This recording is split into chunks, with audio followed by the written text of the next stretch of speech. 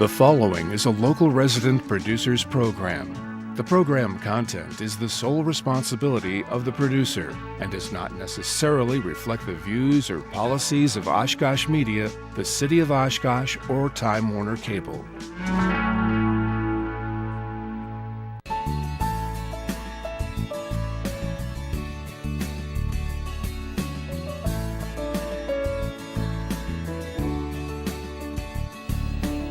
Hello, this is Edward Katzman from Making It Happen. Right beside me tonight, I have Matt Lewis, UWO basketball coach, and then I have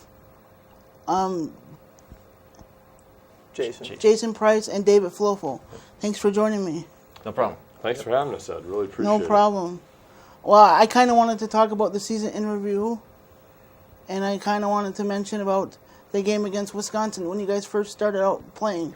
I wanted to say, first off, I thought that was pretty impressive. I think the score was 70-82, Mm-hmm. Yep. and I thought that was a pretty pretty impressive, considering last year you guys lost in the championship game. So, you guys want to talk about the Wisconsin game a little bit? Yeah, Dave, why don't you kick it off since you played really well that game? So it was really fun. I had a bunch of family and friends come because my brother went to UW Madison, and so I had a lot of people there to watch me, and it's really cool playing in the big arena like that, and it's really cool. It's for our program. The Wisconsin Badgers do a really cool thing where they trade off the game throughout our league. So it's every 8 years a school in the WEAC gets to actually play it. So it was our turn. It'd been 8 years. We got to play it. And it was really awesome just for our guys to be able to drive down to Madison and play in the Kohl Center, which is a place where, guys growing up in Wisconsin, the dream is to go to the state tournament there and win a gold ball. And just for them to be able to get down to the Kohl Center in college and play there was a really cool experience for them. Yeah. What was your best highlight about playing at the Kohl Center, you guys? I don't know. We kept the game pretty close, and I think that was really cool that we proved to a lot of people that we could play with bigger schools and stuff, and scoring a bunch of points was cool too. Yeah. My favorite was when Adam almost dunked on that. Division I player, it's impressive. Yeah, Adam Fravert, junior on our team this year, almost had a massive dunk in that game. So the bench went crazy for that one. Yeah, and he's really developed since high school. He's really, I listened to some Marshfield broadcasts, and he really has come to the next level. Yeah. So. Yeah, he's gotten a lot better the last couple of years. I just kind of want to backtrack a little bit, Matt. How did it feel like when you got that email or that phone call when you were on vacation in Paris, about taking over the men's program? How did that make you feel? It was a nervous and exciting spring last year. I really got to know the former head coach, Pat Yuckham.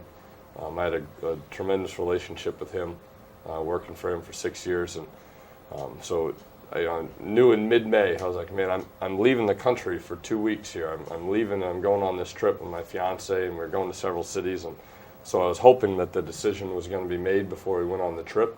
Mm-hmm. But it was still kind of in the process of some things had to be finalized, and so the first city we went to was Paris, and we're kind of wandering around the city, and then we decided that afternoon was the day we were going to go up the Eiffel Tower, and we got on the elevator, and we're on the way up, and my phone buzzes, and I had an email, and fiance was a little frustrated with me because I kept checking my email while we were in Paris, but happened to work out that I checked the right email at the right time, and found out that they had offered me the job, and so it was awesome. Got to kind of celebrate there on the Eiffel Tower, and then go back down into Paris and have a nice dinner.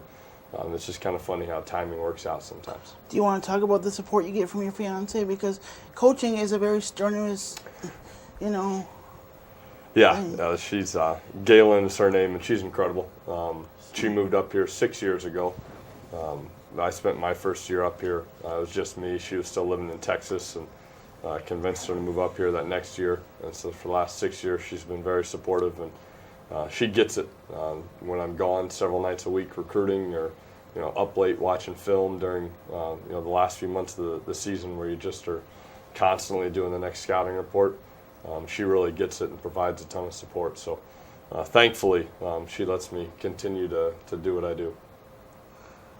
Okay, and David or Jason, if you want to ask this question, what drew you to Oshkosh? What drew you to the program?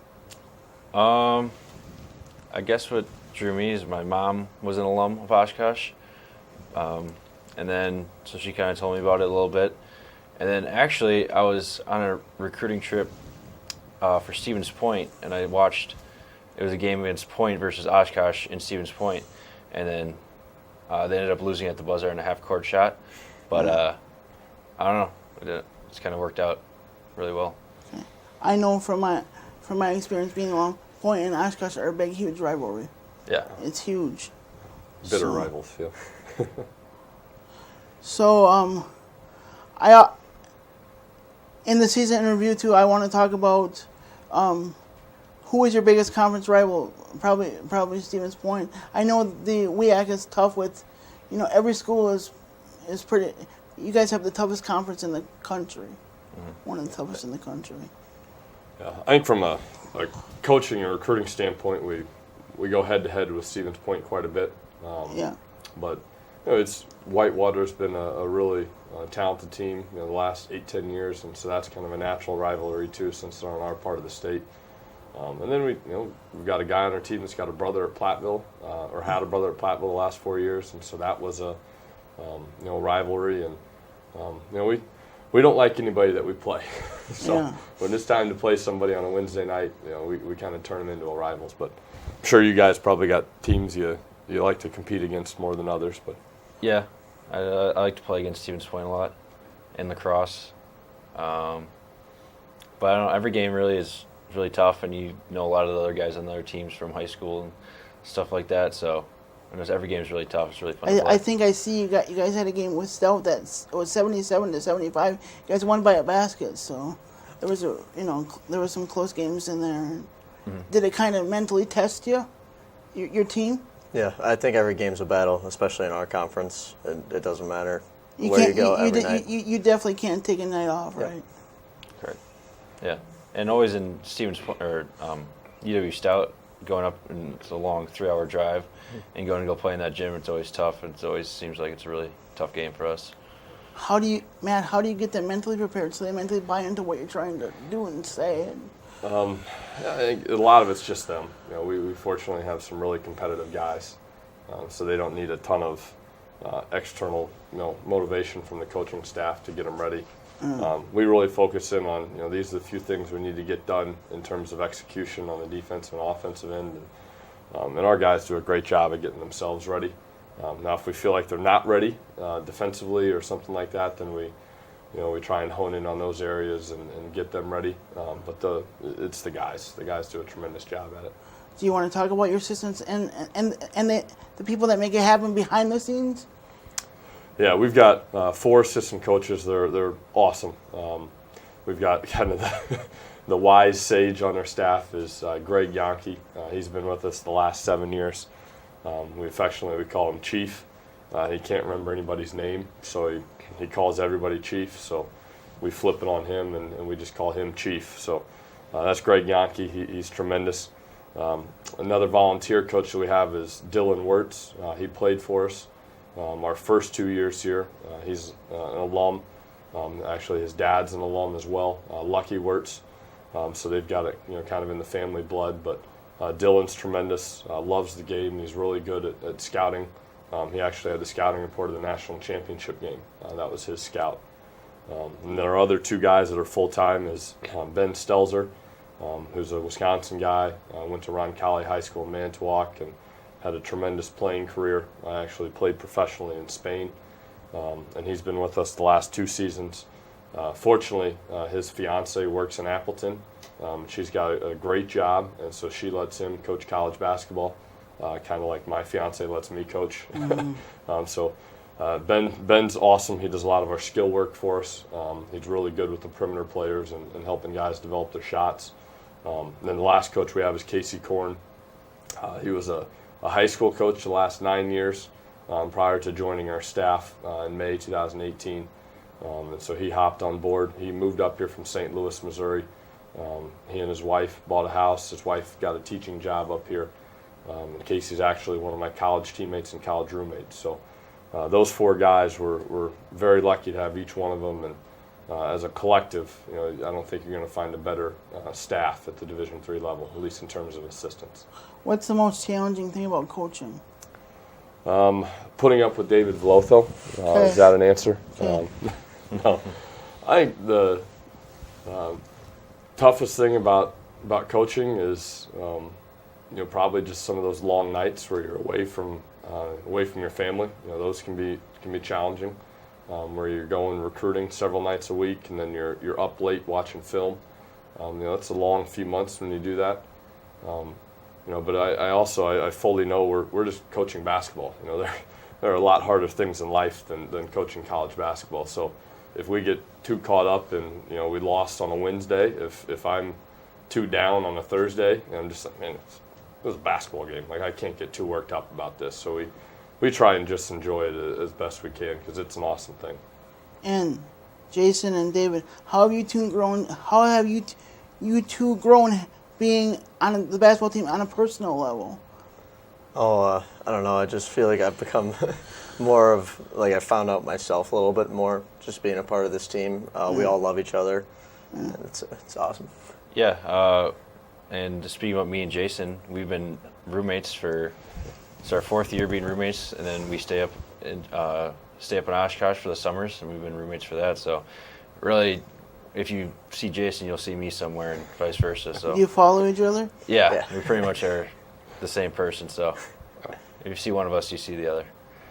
There were a couple days this year where one of you was late for something. I'm like, what the heck? Where is this guy? And you guys didn't know, and that was rare. These 2 guys are tight, but I think that's a really good example of just kind of who we are as a program. We've got some great guys, and they become lifelong friends. So it's fun to watch those guys develop those relationships. Yeah. Because it's all about team. It's not all about the individual. So. Absolutely. Yeah. So Matt, let's backtrack a little bit. How did you get your coaching itch, or was your dad coach, or were you an athlete, or? I played. I played multiple sports growing up and throughout high school. Every kid, you grow up and you dream of playing high-level basketball, whether it's big-time college basketball like for Wisconsin, or my dream was I wanted to play at Kansas.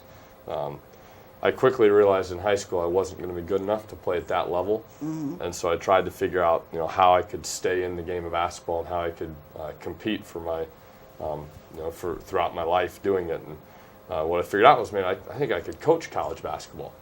And so when I was in college, I got to play at a small school in college, and that was awesome. But I took steps, just small steps throughout college to put myself in a position where I'd have college coaching opportunities. And fortunately, that led me to a job right out of college where I got to go and coach Division I for a couple of years. And I learned from some great coaches while I was there. But the biggest thing I learned was I wanted to be, at Division III, and I wanted to be back in kind of the Midwest. And so, I realized, again, young age, I wasn't good enough to play. And how are you going to stay around the game? Well, you got to try and coach it. So it's gone really well so far. And how has your parents been supportive in that, because I seen them give you hug at national championship. They had to be extremely proud of you and stuff. And yeah, they're my parents are awesome. I'm very fortunate to have the 2 that I do. That's my mom's the reason I moved to Oshkosh originally. When I was leaving, the first coaching job I had out of college, I was living in New Orleans, and I was trying to get back closer to them. And so I moved to Wisconsin and was trying to find a coaching gig. And Mom works here in town in Oshkosh, and they live in Neenah. And so I moved in with them, and fortunately a job came open, at UW Oshkosh with the previous head coach, and so I was able to hop on board with him. And those 2 have been awesome. And obviously you saw the emotion there at the national championship game. They're on board. They're all in. So it's been fun. Dave and Jason, how hard is it to balance basketball and school at the same time? It's pretty tough. You have workouts in the morning, then go to class all day, and you got do some lifting in the afternoon or And I'm skill sure workout. I'm sure Coach Lewis over here is pretty strict. I'm just joking. Nah, he's pretty easygoing, but it's just tough balancing everything else. You just gotta kind of find time for everything. So Yeah, I don't think people realize how much time being a student athlete actually takes. 4 or 5 hours a day in the gym lifting, and then you got to go do homework at night. Yeah, well, let's talk about a little bit about the 121-year history. First off, I want to congratulate you for being, is it National Coach of the Year for Division III? Yeah, I received a few of those the last few weeks here after we won the national championship. And how does that make you feel on a personal level? I know it's not about you, it's about team, but that has to be... It's pretty cool. I just wanted to coach college basketball, and I never thought that I would get some award like that, and to receive it is obviously it's a direct reflection of what the guys accomplished this year. Like, you don't get an individual award like that unless you're a part of a pretty special team and group. So it has been awesome, but I think it's those guys won the award. It wasn't me. Yeah, because to get them to buy in, especially after Pat Yuckham left, to get them to buy into your system, but you were assistant 6 years before that. What did you do before? You said you coached at Division I. Yep. What did you take from your Division I experience and put into your Division III experience? Yeah. I think one of the biggest things is I wanted guys to have some sort of balance. JP and Dave both talked about just how hard it is to be a college athlete. Sometimes I think at higher levels that balance gets lost in terms of guys being able to still enjoy being a college student while being a college athlete. And I wanted to get back to Division III where I thought there was a little bit more of a life balance to it. I want to see guys that yes, they put a ton of time into college basketball, and they get better and they spend time in the weight room and all those sort of things, but I want to see guys be able to go and do things in the classroom that they want to do and get involved outside of the classroom and various things that they want to get involved with. And they need to be, they need to have time to enjoy being a college student. They don't need to be just an athlete. And I think that's something special about Division III that you can do. David and Jason, what does winning a national championship mean to you? I don't know. It's a really awesome feeling, just knowing that you'll have that with you for the rest of your life, and no one can really take that away from you. So, and then when we get together 20 years from now as a team and reminisce about it, then we'll still have that forever and ever. So it's really cool. I don't know. I think it's awesome to be able to do something like that not very many people have done. Not many people can say that they're a national champion, and to do that with all of our teammates, it's just an amazing feeling. Yeah. Matt, when you go out and recruit, what do you look for in an athlete? The first thing that obviously jumps out, you're watching them play. First thing is can they play at your level? Yeah. Are they talented enough to help you win on a high level? Can they win a national championship? Because they can be talented and have all the talent in the world, but if they don't have the right attitude or right work ethic, then Yeah, it's huge, and that's the second piece for us is just the high character piece. We want guys that have a high character, and are they going to make good decisions? Not only on the basketball floor, depending on how the official blows his whistle that night, or in practice on a daily basis, but how are they going to make decisions on a weekend when they're hanging out around campus or when they're in a classroom? How do these guys make decisions? And so we need really high talented players or very talented guys that can help us win a national title, and then we need high character young men that are going to make great decisions off the floor. And then the last piece is you need kids that are serious students, and not every guy achieves at the same level. There's some guys that make the dean's list and some that don't, but guys need to achieve at the level they're capable of. So. Because sometimes school is tougher from one person to the next. So. Absolutely. Not every guy's the same. Matt, is this first year? Is it what you envision, or is it more than you envision in your wildest dreams? We thought we were good enough last spring with the guys we had coming back. We knew we could get there if the season went the way we thought it could. So the talent thing wasn't an issue, but so many things have to go right over the course of a year, full calendar year. Guys have to have great summers. They have to have a really good fall in the weight room. Guys have to stay healthy over the course of a 5-month season. So a lot of things got to go right in order to even get to the national tournament and then to win 6 games in a row. So did we envision it? We did. That was the goal, was to win a national title. But for it to actually happen, that was a dream. And so it's been an awesome ride the last few months for us to get there and cut down the final net. And I suppose you guys wanted to get back there, especially Jason and David, especially after last year. Losing the national championship to Nebraska Wesleyan, and let's talk about guarding that Francis kid. I think he scored 62 points against. He played for Wheaton the first time he played you guys. How did you guys defend him any differently? I think we just got a lot better throughout the year compared to the first time we played him. Yeah. And then because Eric Pearson's, it was only his second college game. So I think throughout the year he gained a lot more experience and really grew up as a player. That the second time around we had a good game plan, and then we executed it pretty good too. I just think it was a game plan thing. The first time we played him, we knew he was really good, but we didn't know how good.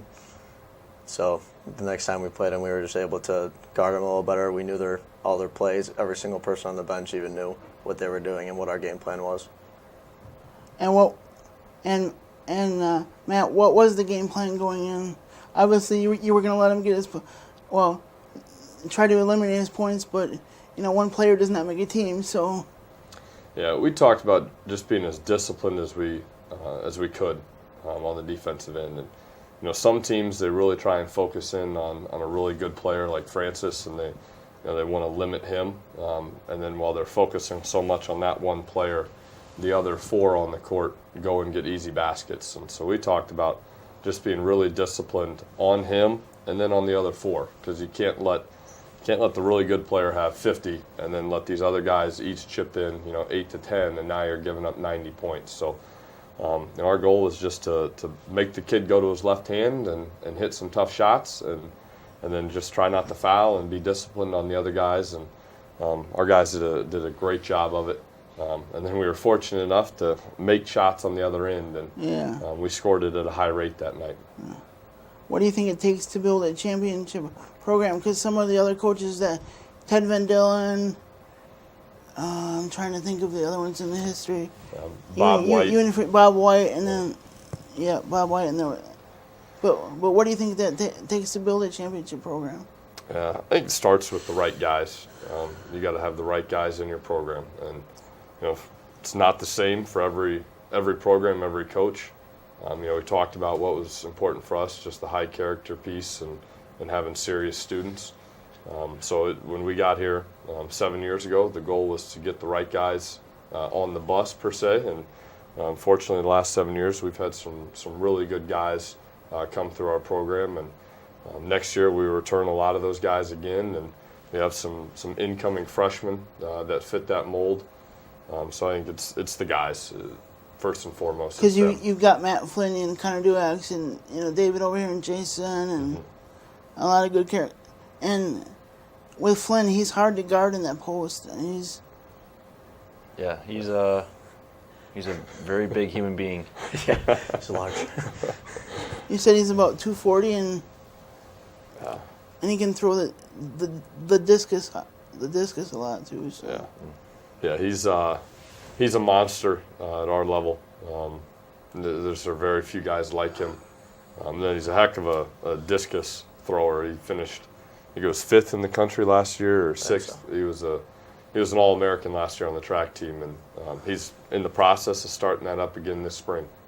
Well, I think Oshkosh is speaking from experience, I think Oshkosh is a world-class university because, while you have some time here, do you want to give a shout-out to Athletic Director Daryl Sims for giving you an opportunity to coach at this level, to giving you a chance? Yeah, absolutely.